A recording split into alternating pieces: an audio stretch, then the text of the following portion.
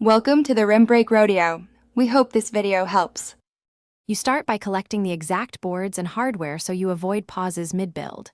Cut 2 long rails and 2 short rails to mattress dimensions and rip slats to width. Measure twice and mark cut lines with a square.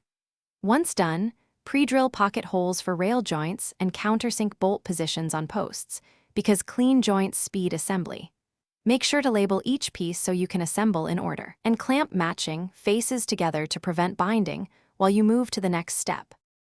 You'll assemble the rectangle first. Attach the short rails to posts using glue and 3/8 bolts, tightening gradually to keep alignment. Once the perimeter is square, add the center support beam and secure it with metal hangers.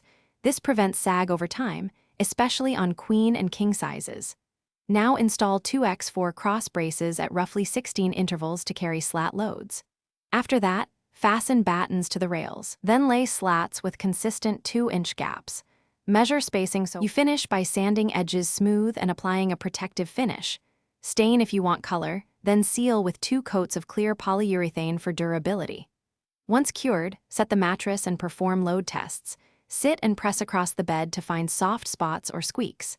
If something creaks, first tighten bolts in an X pattern, then add felt washers where wood rubs metal. If the noise persists, remove the offending fastener, inspect the pocket hole, and replace or reinforce that joint to restore rigidity.